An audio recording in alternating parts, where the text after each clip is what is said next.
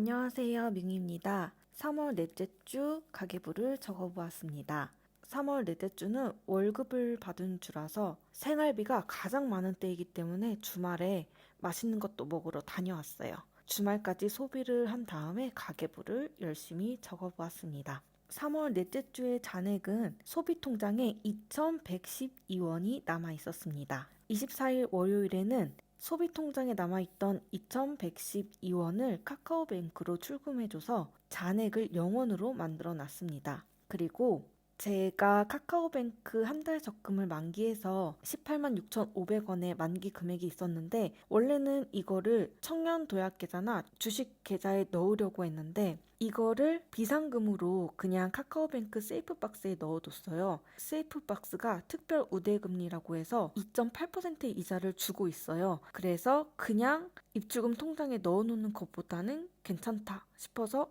세이프박스에 넣어뒀는데 이거를 그냥 이렇게만 두기에는 또 자꾸 쓰고 싶더라고요. 세이프박스가 카카오뱅크에 들어갈 때마다 보이니까 이 돈은 쓸 수 있는 돈이다라고 제가 무의식적으로 생각을 하는 것 같고 그렇다고 해서 아예 빼서 쓰지 못하는 적금에 넣어놓기에는 제가 평소에 생활비가 굉장히 부족하다 보니까 조금 불안한 거예요.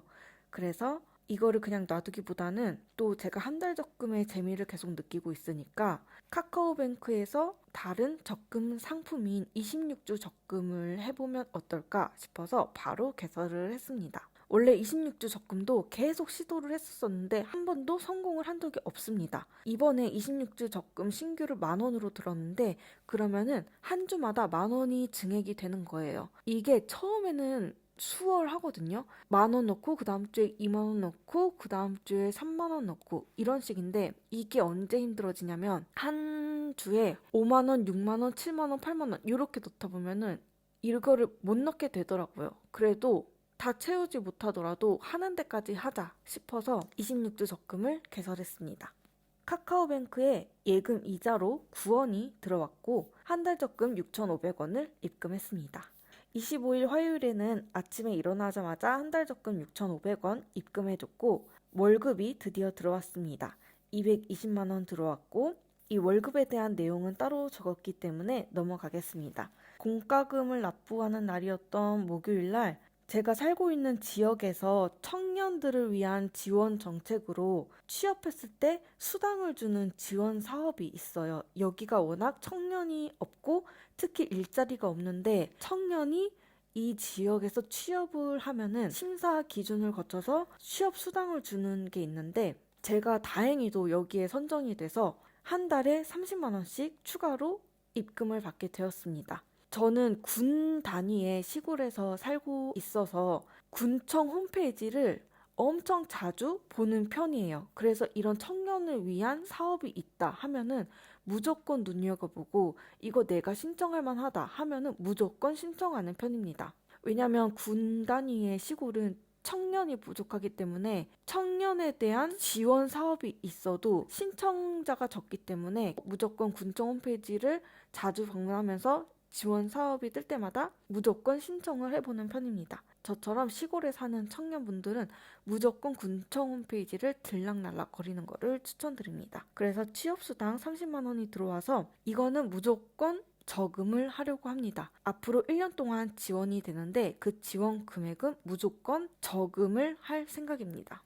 월급 받고 남은 생활비 10만 7,596원은 카카오뱅크 통장으로 옮겨서 월급 통장은 0원을 만들어 주었고 목요일에도 한 달 적금 6,500원 입금했습니다. 금요일에도 한 달 적금 6,500원 입금했고 준비하고 있는 시험이 있어서 이거 원서 접수하는데 5,253원을 입금했습니다. 그리고 토요일 날은 카카오뱅크에 입주금 통장 1원이 들어왔습니다. 한 달 적금 6,500원 입금했고 토요일 날은 날씨가 눈이 오다가 맑아지다가 하는 이상한 날씨였어요. 바람이 엄청 추웠는데 근데 계속 집에만 있기는 뭐해서 드라이브를 갔다 왔는데 주변에 새로 생긴 김밥집이 있어서 간식 겸 해서 사 먹었습니다. 지역 화폐로 사 먹었기 때문에 충전 금액인 10,000원을 지역 화폐에 넣어서 지역 화폐로 구입해서 사 먹었습니다. 참치김밥이랑 어묵김밥을 먹었는데 어묵김밥은 어묵이 딱딱해서 별로였고 참치김밥은 당연히 맛있었습니다. 이제 김밥이 5,000원 시대가 왔습니다. 예전에는 참치김밥이 비싸도 3,000원이었는데 참치김밥이 5,000원이더라고요. 정말 고물가 시대에 살고 있습니다.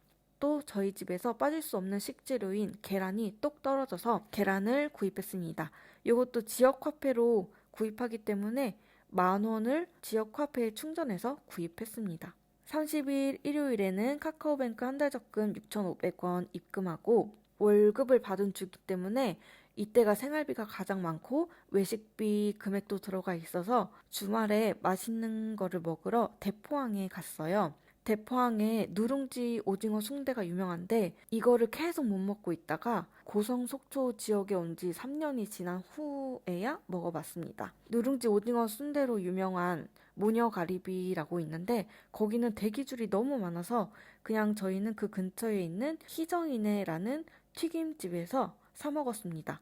오징어 순대가 17,000원이고 오징어 순대만 먹기에는 좀 부족할 것 같아서 새우튀김이랑 오징어튀김 반반 해서 12,000원 그리고 제로콜라까지 시켜서 먹었습니다. 그랬더니 35,000원이 나왔어요. 웬만한 식당에서 외식비 하는 값이 나왔습니다. 대포항 희정인에는 이 대포항이 다 그런 건진 모르겠지만 속초사랑카드라는 지역 화폐는 되지 않았고 그 대신 제로페이는 됐습니다. 제로페이가 강원 상품권을 5% 할인된 금액에 사서 결제를 하는 방식이에요. 그래서 일반적으로 그냥 카드를 결제하는 것보다 5% 할인된 금액에 결제를 할 수 있고 소득공제도 30% 된다고 하니까 제로페이 이용하시는 분들은 대포항에 가서 튀김 같은 거 사 먹을 때 제로페이로 결제를 하시면 될 것 같습니다. 그리고 제가 너무 좋아하는 영랑호에 보드니아라는 카페가 있어요. 가끔 가서 커피를 마시는데 이날도 보드니아에서 마시는 드립 커피가 마시고 싶어서 보드니아에 가서 커피를 마셨습니다.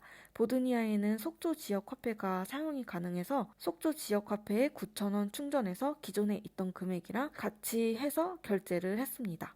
또 카카오뱅크에서 금융 미션을 달성했더니 500원이 들어왔어요. 이 500원이면 한 달 적금 6,000원씩 매일매일 입금해야 나오는 이자거든요. 그 이자를 금융 미션 달성해서 받았습니다. 월급 계좌에 남아있던 취업수당 받은 30만 원 중에 20만 원만 청년도약 계좌에 넣어놨고 주택 청약 금액이 19만 원이어서 요거를 20만 원 채우고 싶어서 만 원만 넣으려고 했어요. 그런데 주택 청약은 2만 원부터 입금이 된다고 해서 아쉽게도 2만 원을 입금했습니다.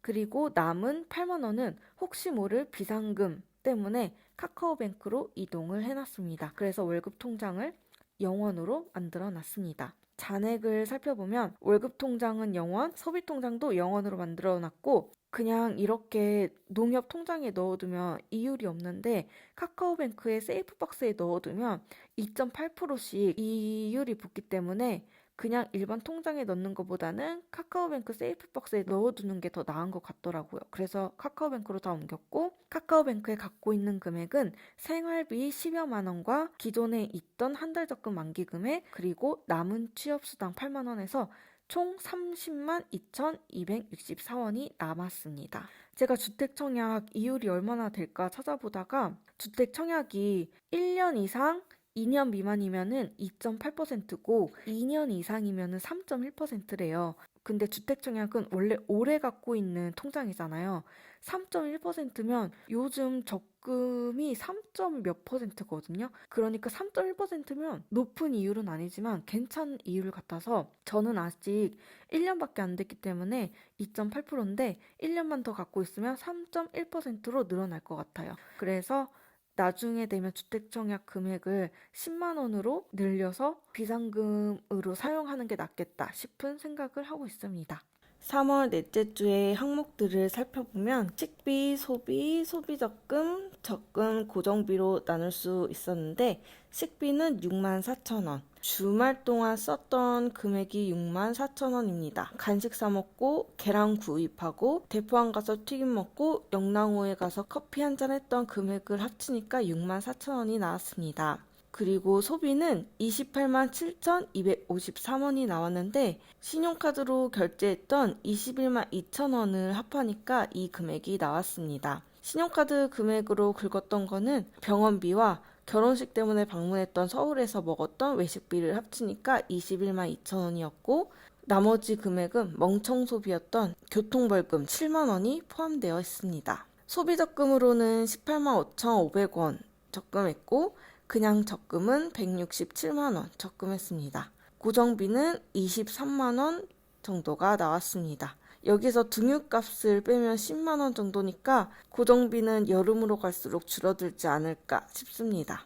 마지막 주라 3월 결산도 같이 진행했습니다. 식비는 총 38만 9,600원, 소비는 44만 7,169원, 고정비는 23만 404원, 적금은 167만원, 소비적금은 29만 6,500원, 교통비는 5만원이 나왔습니다. 식비와 소비가 꽤 많이 나왔는데 식비는 첫 주에는 예상치 못한 손님이 오셔서 회값 10만 5천 원을 결제하는 바람에 많이 나왔고 둘째 주는 여기에서 5만 원은 강릉페이로 결제했던 금액입니다. 이 강릉페이 결제 금액도 합해서 11만 8,400원이 나왔고 셋째 주에는 결혼식 때문에 방문한 서울에서 맛있는 거를 그냥 지나칠 수 없어서 많은 식비를 소비했습니다. 식비를 평일에는 거의 안 쓰고 주말에만 쓰는데도 이렇게 38만 9,600원의 금액이 나왔습니다. 소비 같은 경우도 44만 7,169원이 나왔는데 둘째 주에는 병원비 15만 원 정도가 포함되어 있어서 높게 나왔고 셋째 주에는 비상금으로 쓰다가 돈이 생겨서 돌려줬던 10만 원까지 포함이 돼가지고 14만 원이 나왔습니다. 이런 비용까지 포함을 하니까 40만 원 정도의 비용이 나왔습니다. 4월 달에는 주말에도 소비를 좀 아껴서 식비랑 소비 금액을 줄여보도록 하겠습니다. 지금까지 영상 봐주셔서 감사합니다.